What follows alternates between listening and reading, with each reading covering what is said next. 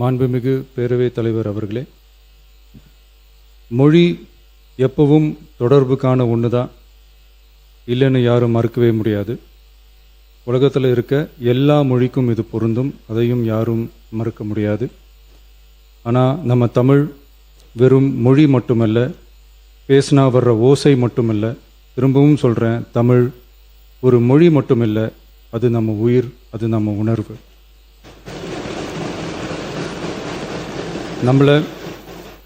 நம்மளை பெற்ற தாயை அம்மானு சொல்கிறப்பெல்லாம் பாசமும் சொந்தமும் நம்மளை அறியாமலே உயிரா உறவா உணர்வா தானா உள்ளுக்குள்ளே தோணும்ல.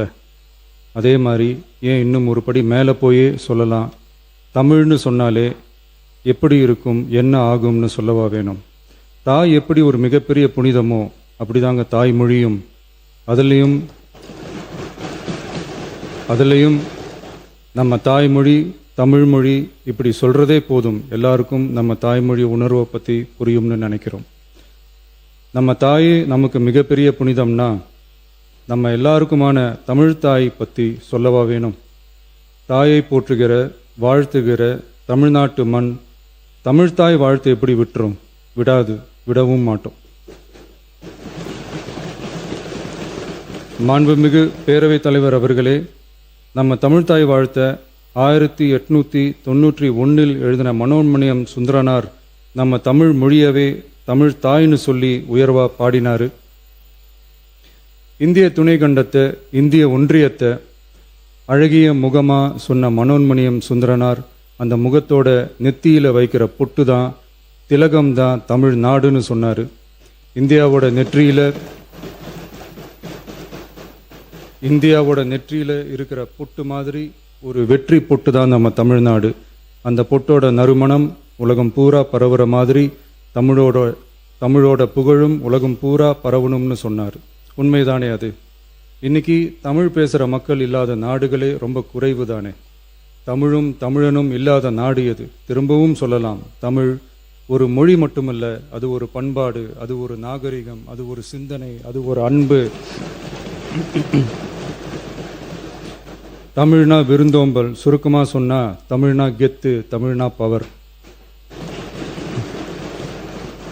அந்த தமிழோட புகழ சொல்கிற தமிழ்தாய் வாழ்த்தில் அனைத்து உலகமும் இன்பமுறன்னு சொல்லி உலகத்தையே நம்ம தமிழ் உயர்த்தி பிடிக்குதே தவிர எந்த மொழியையும் எந்த மதத்தையும் எந்த இனத்தையும் எந்த ஒரு தனி மனுஷனை கூட தாழ்த்தி பேசலை, யாரையும் கொஞ்சம் கூட காயப்படுத்தலை. மாண்புமிகு பேரவைத் தலைவர் அவர்களே, நம்ம ஒவ்வொருத்தருக்கும் தனித்தனியாக ஒரு பேர் இருக்கும். ஒரு கூட்டத்தில் நம்ம பேரை சொல்லி யாரும் கூப்பிட்டா நாம் ஒருத்தர் மட்டும்தான் திரும்பி பார்ப்போம். ஆனால் தமிழ்னு சொன்னால் ஒட்டு மொத்தமாக நாம் எல்லாருமே திரும்பி பார்ப்போம்ல. அப்படி நம்ம எல்லாருக்கும் இருக்கிற பொது பேரு தானே அது. நமக்கு தமிழ்னு அடையாளத்தை கொடுத்ததே தமிழ் தானே. ஒரு பேரே, ஒரு சொல்லே, ஒரு மிகப்பெரிய வரலாறுனா அது நம்ம தமிழ் தான். அந்த தமிழை உயர்த்தி பிடிக்கிற தமிழை பின்னாடி தள்ளினா தமிழ்நாடு எப்படி பொறுத்திருக்கும்? ஒரு கட்சிக்கு பிரச்சனைனா சம்பந்தப்பட்ட அந்த கட்சி மட்டும்தான் போராடும். ஆனால் தமிழ்னு சொன்னால் ஒட்டுமொத்த தமிழ்நாடும் ஒன்றா வந்து நிற்கும். அதனால தான் சொல்கிறோம், தமிழ்னா உயிர், தமிழ்னா உணர்வு. உலகத்தில் தோன்றிய பல மொழிகள் காலப்போக்கில் மறைஞ்சு போய் இருக்குன்னு சொல்லுவாங்க. ஆனால் நம்ம தமிழ் காலகாலமாக நிலைச்சி நீடிச்சு நிற்கிற ஒன்று. தமிழில் என்ன இல்லைங்க, இலக்கணம் இலக்கியம்னு பல ஆயிரம் வருஷமாக இருக்கிறது நம்ம தாய்மொழிக்குத்தானே. தொல்காப்பியம், சங்க இலக்கியம், ஏன் உலகம் முழுக்க தெரிஞ்ச திருக்குறள் ஒன்று போதாதா தமிழோட பெருமையை சொல்கிறதுக்கு? இவ்வளவு பெருமை கொண்ட தமிழ் மொழியோட ஒரு அடையாளம் தான் நம்ம தமிழ்தாய் வாழ்த்து. ஒட்டுமொத்த இந்தியாவோட பன்முகத்தன்மையை உயர்த்தி பேசுகிற தமிழ்தாய் வாழ்த்து நம்ம ஊரில், நம்ம தமிழ்நாட்டில் முதல் இடத்துல தான் இருக்கணும். நம்ம இந்திய அரசியல் சாசனமே ஒவ்வொரு மாநிலத்தோட மொழிக்கும் பண்பாட்டுக்கும் பாரம்பரியத்துக்கும் பாதுகாப்பு உரிமையை கொடுத்துருக்கு தானே.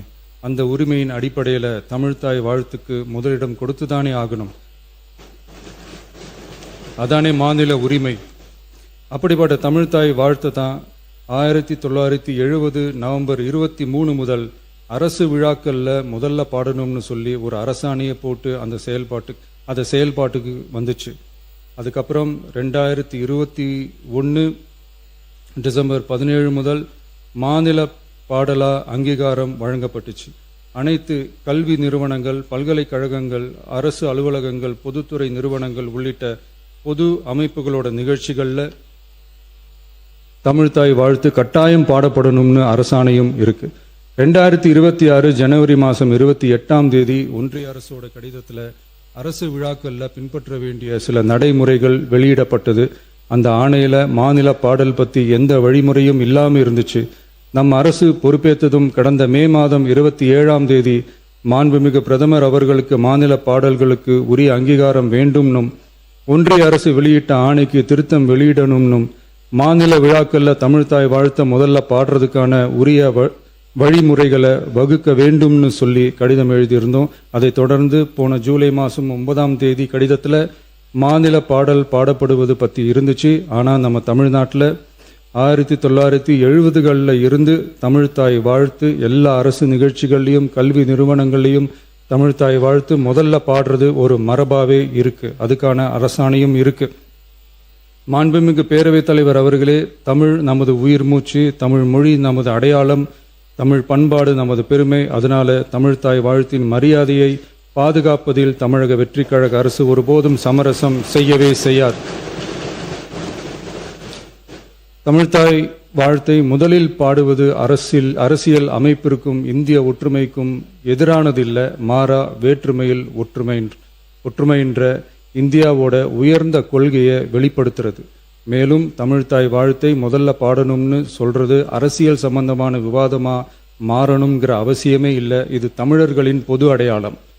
நம்மை வேறுபடுத்துவது அல்ல, ஒன்றிணைப்பது. மாண்புமிகு பேரவைத் தலைவர் அவர்களே, தமிழ்தாய் வாழ்த்தின் கண்ணியத்தையும் தமிழின் தொன்மையையும் தமிழர் பண்பாட்டின் பெருமையையும் பாதுகாக்கும் இந்த உயரிய பணியில் இந்த சட்டமன்ற பேரவையில் உள்ள அனைத்து உறுப்பினர்களும் கட்சி வேறுபாடுகளை மறந்து ஒன்றிணைந்து அனைத்து கல்வி நிறுவனங்கள், பல்கலைக்கழகங்கள், அரசு அலுவலகங்கள், பொதுத்துறை நிறுவனங்கள் உள்ளிட்ட பொது அமைப்புகளின் நிகழ்ச்சிகளிலும் தமிழ்தாய் வாழ்த்து கட்டாயமாக முதலில் பாடப்பட வேண்டும் என்று கொண்டுவரப்படும் இந்த தீர்மானத்திற்கு அனைவரும் ஆதரவு வழங்க வேண்டும் என கேட்டுக்கொள்கிறேன்.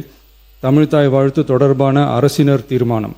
தமிழ் உலகின் தொன்மை வாய்ந்த செம்மொழியாகவும் தமிழர் நாகரிகம் உலகின் மிக பழமையான பண்பாட்டு மரபுகளில் ஒன்றாகவும் திகழ்வதை பேரவை பெருமையுடன் பதிவு செய்கிறது.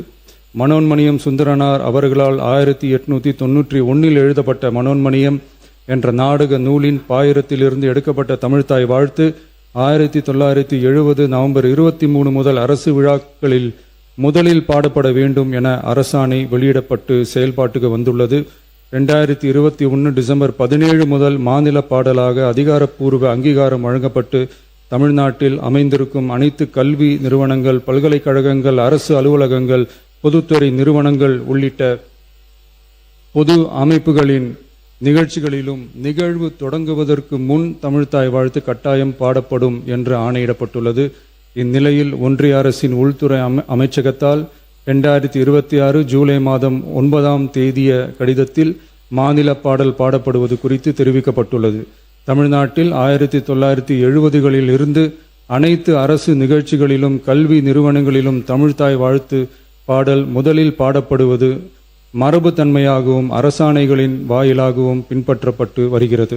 ஆகவே தமிழ்தாய் வாழ்த்து தமிழ் மொழிக்கும் தமிழர் பண்பாட்டிற்கும் செலுத்தப்படும் மரியாதையின் வெளிப்பாடாகும் என்பதை இப்பேரவை வலியுறுத்துகிறது. இந்திய அரசியலமைப்பு வழங்கியுள்ள மொழி மற்றும் பண்பாட்டு உரிமைகளின் அடிப்படையில் தமிழ்நாட்டின் பண்பாட்டு அடையாளத்தை நிலைநிறுத்தும் வகையில் தமிழ்நாட்டில் அமைந்திருக்கும் அனைத்து கல்வி நிறுவனங்கள், பல்கலைக்கழகங்கள், அரசு அலுவலகங்கள், பொதுத்துறை நிறுவனங்கள் உள்ளிட்ட பொது அமைப்புகளின் நிகழ்ச்சிகளிலும் நிகழ்வு தொடங்குவதற்கு முன் தமிழ்தாய் வாழ்த்து கட்டாயம் முதலில் பாடப்பட வேண்டும் என தமிழ்நாடு சட்டமன்ற பேரவை ஏகமனதாக தீர்மானிக்கிறது என்ற தீர்மானத்தை நான் முன்மொழிகிறேன். அனைத்து கட்சிகளை சார்ந்த உறுப்பினர்களும் இந்த தீர்மானத்தை ஒருமனதாக நிறைவேற்றி தர வேண்டுகிறேன். நன்றி, வணக்கம்.